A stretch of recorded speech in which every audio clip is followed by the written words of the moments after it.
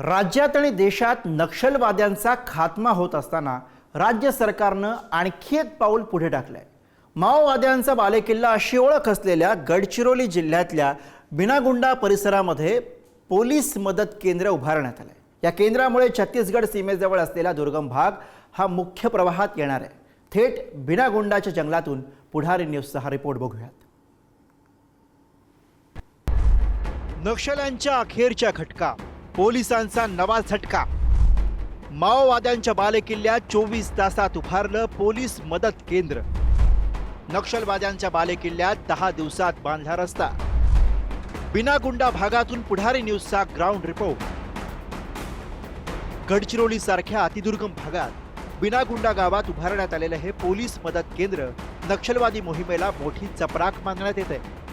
महाराष्ट्र, कर्नाटक, तेलंगणा या परिसरातून नक्षल्यांचा बिमोड करण्याचे प्रयत्न केंद्र आणि राज्य सरकारकडून संयुक्तरित्या होत आहेत। नक्षली चळवळीला अखेरची घरघर लागलेली असताना माओवाद्यांच्या बालेकिल्ला असलेल्या अतिदुर्गम बिनागुंडा गावात नवीन पोलीस मदत केंद्राची स्थापना करण्यात आली आहे। या मदत केंद्रासाठी अवघ्या 10 दिवसात पोलिसांनी रस्त्याची निर्मिती करत 24 तासात मदत केंद्र सुरू करून दाखवलंय।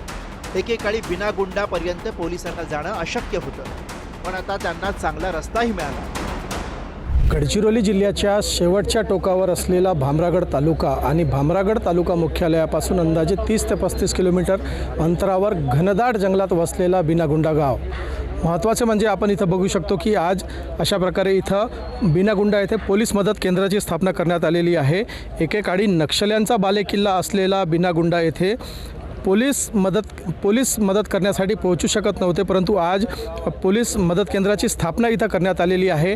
आपण इथं बघू शकतो अशा प्रकारे मॅकवॉलची संकल्पना इथं राबवण्यात आलेली आहे।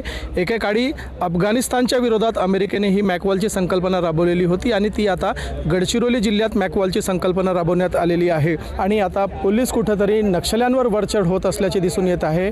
नागरिकांच्या सुद्धा आता पोलिसांना पाहिजे तसा सहकार्य मिळत असल्याचे दिसून येत आहे। 1000 C60 कमांडोंचा सहभाग, 18 BDDS टीम, नवनियुक्त पोलीस जवानांची साथ, 500 विशेष पोलीस अधिकारी, खासगी कंत्राटदार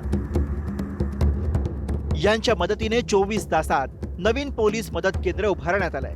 विशेष पोलीस महानिरीक्षक संदीप पाटील यांच्यासह बड्या अधिकाऱ्यांच्या उपस्थितीमध्ये या केंद्राचं उद्घाटन करण्यात आलं। बिनागुंडा परिसराचा विकास व्हावा आणि माओवाद्यांच्या हिंसक कारवायांना आळा बसावा या उद्देशानं केंद्राची स्थापना झाल्याचं अधिकाऱ्यांनी सांगितलं।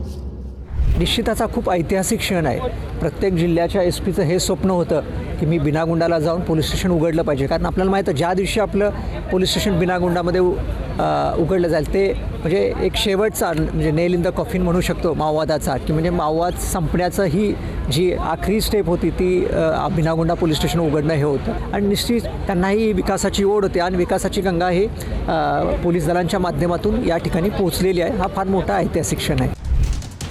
यावेळी बिनागुंडा हद्दीतील उपस्थित नागरिकांपैकी महिलांना साड्या, पुरुषांना धोतर, ब्लँकेट, स्वयंपाक भांड्यांचा संच, बकेट आणि मच्छरदाणी, युवकांना T-shirt, notebook, pen, school bag, बिस्किटं, तर मुलांना क्रिकेट संच, व्हॉलीबॉल नेट, व्हॉलीबॉल इत्यादी साहित्यांचं वाटप करण्यात आलं। या पोलीस मदत केंद्रामुळे छत्तीसगड सीमेजवळ असलेला दुर्गम भाग हा मुख्य प्रवाहात येणार आहे। येत्या काळात अशी 10 पोलीस मदत केंद्र स्थापित करण्यात येणार आहेत।